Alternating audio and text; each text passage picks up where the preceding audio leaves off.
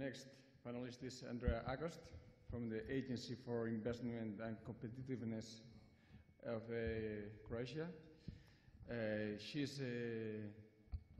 graduated in high school in the United States. He enrolled the Faculty of Law in the University of Zagreb and graduated in business economic and a master degree in management. He finished one-year program in the Diplomatic Academy, and he's now in the team of the Agency for Investments and Competitiveness in November 2012, right after its funding by the government. She holds the position of Director of Sector of Competitiveness. She has worked in that institution for the pension fund reform, became a member of the team of One Stop Shop, and she was the head of the center of this project. She has been an active member in many international organizations, and she holds also a long-standing associate status with the World Bank in several projects. So you have the table. Thank you.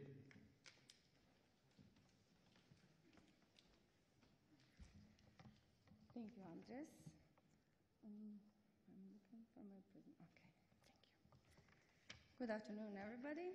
I am Andrea August, and I just want to briefly tell you about the Agency for Investment and Competitiveness and what are we really doing and how we relate to the Business Registry Organization.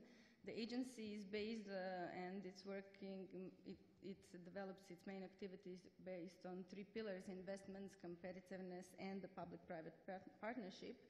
And basically what we do in the competitiveness sector, we are the link between the needs and the directives of the European Commission, of the international institutions such as World Bank, and we are able to influence some regulatory changes in the, for example, in the company registration. We were the initiatives of change of the articles that said that only companies in Croatia can be registered in Greek and Latin, so we changed that to all EU languages. And we abolished the publication in the official gazette, and we fixed the notary's fees, which made the cost quite lower for starting a company.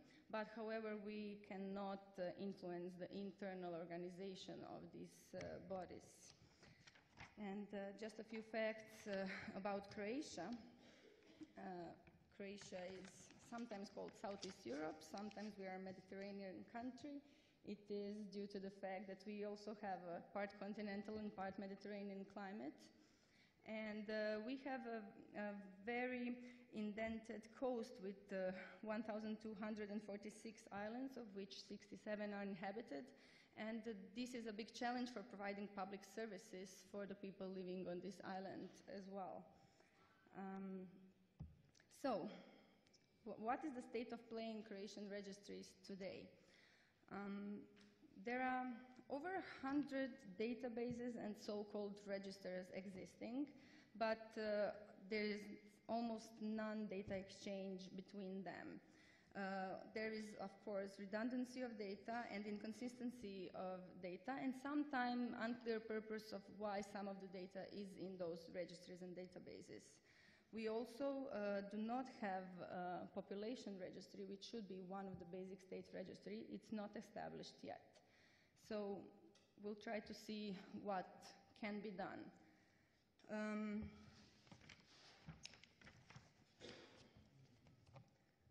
The government is facing now a non-existing overview of all registries with the information about who leads them and which data they contain. So the most recent study on the state of the registry dates from 2007. And in some way, this presentation I made, it's the newest update of how the registry are formed. Also, there are no uniformity between data in the registry, so it's very hard to derive any quality or reliable data, which is very important to get from the registry. Because different government bodies autonomously just set up registries and set up the data and the forms in which they will be used. The basic registries, the Registry of Companies and Register of Territorial Units exist, but they are incomplete, and I will come back to the Register of Companies later. Challenge number 4 and this is the register of companies, is not complete because it doesn't contain all of the business entities. For example, sole traders, or how we call them in Croatia, crafts, are part of the completely different registry under the completely different jurisdiction. And there is also a vast number of so-called free professions that are just put in different kinds of databases in different organizations. And also, for the implementation process, we have two state agencies that do have legal or public authority to set up and lead the registry, but the problem is that they make registries upon request of the government officials, who sometimes, and most of the time, do not have enough experience or knowledge to specify the needs. So, for example, not so long ago, we had a request from the European Commission on the so-called entrepreneurship survey to see how many females are holding, the owners of the company for the female entrepreneurship report. And actually, our court registry does not have this field, and you cannot, list. So it was very hard to get this data. So our business registries for companies, for crafts, and annual accounts, I've put the data on this slide because those are the, let's say, top 3 registries that most of your organizations have under their jurisdiction. This is how it looks. You have one institution that is behind the implementation process. Then you have another institution who is actually a formal owner of this data behind the registration. And then you have a regulative body who is usually some other or third ministry. So it gets very complicated. We also did have a one-stop shop project which is still running, the Hitro.hr. It started in 2005, and actually I was in the team who was starting up this project. And its main purpose was to be a single point of contact for all of the bodies of government. Well, we started well, and then we hit bottom with the financial crisis, and all of the funding for e-government was cut drastically. So we kind of got stuck in this process, and Hitro never really achieved its main purpose. But what we did manage to do is to set up the online registration of the company with the public notaries and using the electronic signature, and within the 24 hours. But there are still so many challenges that can be faced. For example, e-craft has never been realized. And what is also a very big challenge is to abolish the paper-based registration, because as long as you have a paper, the transparency will not achieve its purpose. Once you have a completely online procedure, then you can track the inputs and the outputs of the applications, and it's so much more transparent for the users, for the citizens, or the business entities. So basically, Hitro, how it looks today, it interconnects 250 public notaries with all of these bodies: court registry, craft registry, Croatian Bureau of Statistics, Croatian Pension Fund, and Croatian Health Fund. So basically, a person, if the person comes, or a citizen, to Hitro office or the public notary office, he can get an online registration of all of these. For the craft, I have to say, it's not an e-process, it's only paper-based process, but the Hitro is then the mediatory body, and the Hitro officials basically go door to door for the person, so the person doesn't have to do it by themselves. Well, even though this looks maybe good, there is still a significant problem with the missing of government-to-government data exchange. We only have an example of that in the court registry, where the court registry automatically communicates with the public authority, so the company automatically, with the incorporation of registration of incorporation, gets the personal identity number, which can be used and which is a unique identifier for the future, any opening an account, financial statements, and the communication with the tax authority and other authorities in Croatia. Some statistics about the total number and of the companies and the crafts and what is the number of new companies in 2014 as well as the terminated company.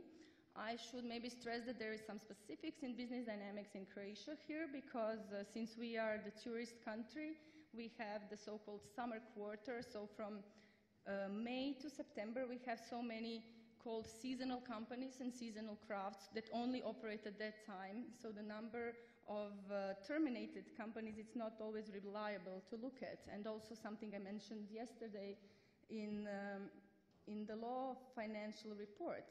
If you don't submit some financial reports in 2 years, you are automatically deleted. And then you will not fill the quota of termination, you will be in the quota of deleted. So the termination and quota and deleted quota are not the same number. So this is a little specific for Croatia. So our Ministry of Public Administration has adopted a strategy, and it's called the Strategy for Interchange of the State Infrastructure. So it's basically, it should provide the government-to-government data exchange, and it's a project called Meta Registry. These are some of the so-called features from the strategy that was just adopted. Actually, it's in the public consultation phase now. The law on public infrastructure was adopted end of last year, and we are really looking forward to see in which way the public consultations will go, because even if these plans will be fulfilled, we still lack some serious data interchange and some internal processes reorganization. So, oh, I'm sorry. So is this a future solution? I don't know. The time will tell. It should provide interoperability, and I really hope the scope of it will come through as planned. But just knowing and having experience in previous government projects, we should be very careful, and we'll see how far the process will go without any bottlenecks between. Anyhow, the 14 functional sub-registries should be a part of this Meta Registry, and EID should be behind the user of the data. Something the same system like Estonia just presented on the panel before. So it will be in the back office, ID for either if you are acting as a person, legal person, or as a citizen, and it should really divide roles in this area. So we'll see, because as I said, it's in very early stages. But just to be very objective and to be very down to earth on how this might go, we really try to be a mediator, us in the agency, when we are dealing with this type of projects from the government, due to the fact that sometimes professionals in government want to have really big projects, and it showed that, you know, maybe you should go very simple and use, you know, your goals should be very specific, you know, SMART, specific, measurable, achievable, realistic, time-oriented, and keep it simple, because it has proven often when you have a big project and the mandate of the government finished, this project dies, unfortunately. Also, we have learned that the education is a key factor.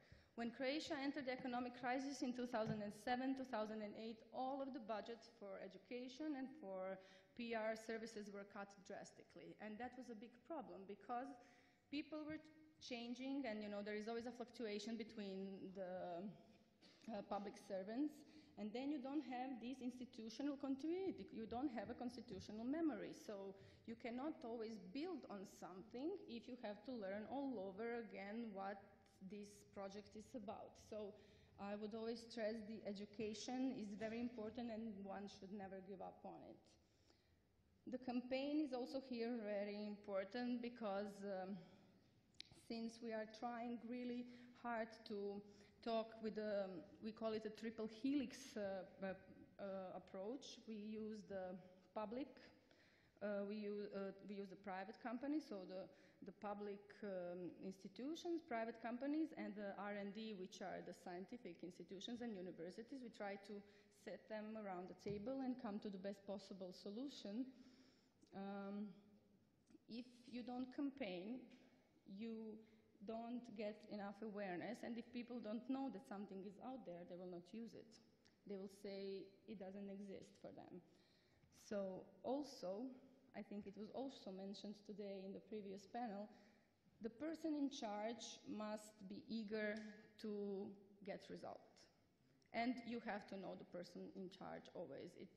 Yes, coordination is good, yes, team is good, but there has to be someone who will put their back, to the project and really breathe and live for it. And if not in other country, in our country, that's the only way it proved to work. And at the end, of course, constant coordination, and that's again, I'm coming back to this triple helix process that we are doing, because it often happens, in the projects that you have 2 or 3 years, the EU directives are still coming in, the business world is changing, the globalization process is all around us, and you are influenced from all around the world with different type of practices. So, priority might change, and you have to stay flexible enough to really implement the service to the best of possible. But while implementing the service to the best of possible, I've heard many times today and in the networking during the coffee breaks and then the wonderful dinners that our hosts provided for us, that we all take a little bit of each other, we learn, and this is what it's all about. But this reminds me of the story of Dr. Victor Frankenstein. He wanted to make a perfect human being, so he took the best parts of this person and this and this. So what did he end up with? A monster. So I really hope we don't end up with a monster.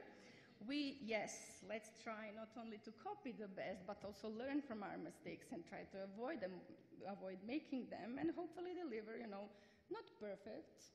I am good with average, but I want reliable data and services for citizens of Croatia and businesses of Croatia, and I hope you will learn from our mistakes too, and this is what this presentation is all about, so thank you.